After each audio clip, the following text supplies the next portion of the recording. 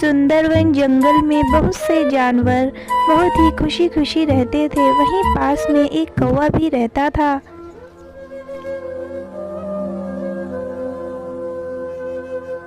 भी कष्ट नहीं था और वह अपनी जिंदगी से पूरी तरह संतुष्ट भी था। एक दिन उड़ते हुए वह एक सरोवर के किनारे जा पहुंचा। वहां उसने एक उजले सफ़ेद हंस को तैरते हुए देखा। उसे देखकर वह यह सोचने लगा, यह हंस कितना सौभाग्यशाली है जो इतना सफ़ेद और सुंदर है। इधर मुझे देखो, मैं कितना काला और बदसूरत हूँ। ये हंस ज़रूर ही इस दुनिया का सबसे खुश पक्षी होगा।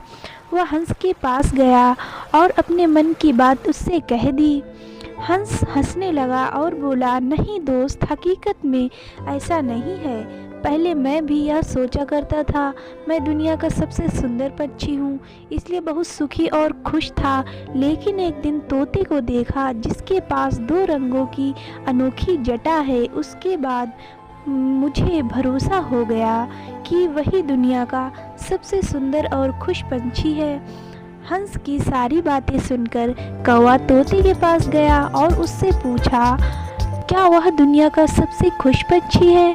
तोते ने कहा, मैं बहुत ही खुश जिंदगी जी रहा था जब तक मैंने मोर को नहीं देखा था, किंतु अब मुझे लगता है कि मोर भी सुंदर तो कोई नहीं हो सकता, इसलिए वही दुनिया का सबसे खुश और सुंदर पक्षी है।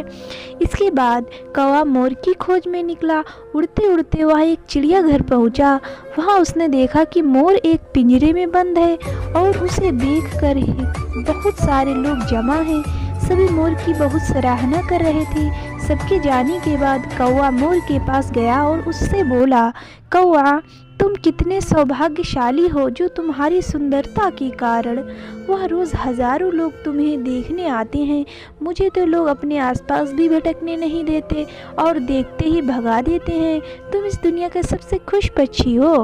कौवे की बात सुनकर मोर एकदम से उदास हो गया और बोला, दोस्त, मुझे अपनी सुंदरता पर बड़ा गुमान था। मैं सोचा करता था कि मैं इस दुनिया का क्या बल्कि इस पूरे ब्रह्मांड का सबसे सुंदर पंछी हूँ, इसलिए खुश भी बहुत था।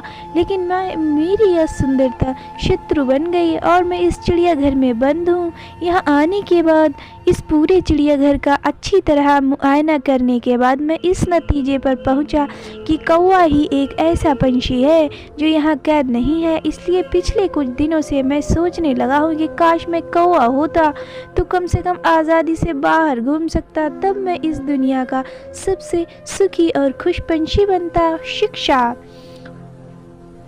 वो हमेशा दूसरों को देखकर बेकार ही स्वयं की तुलना उनसे करने लगते हैं और दुखी हो जाते हैं। भगवान ने सबको अलग अलग बनाया है और सबको अपने अपने गुण भी दिए हैं। हम उसका महत्व नहीं समझते और सुख के चक्कर में फंस जाते हैं। इसलिए दूसरों के पास जो है उसे देखकर जलने की बजाय हमारे पास जो है उसके साथ खुश रहना सीखना चाहिए।